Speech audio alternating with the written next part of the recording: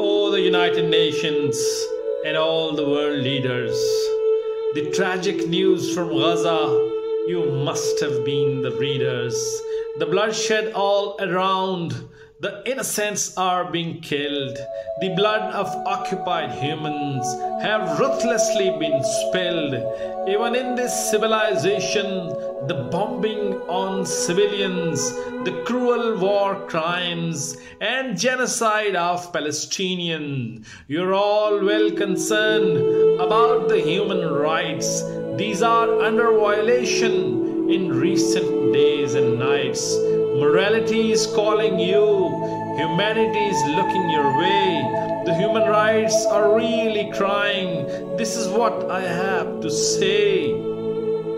Now please save humans and humanity as a whole. For peace in Palestine, you all play your role. You all play your role.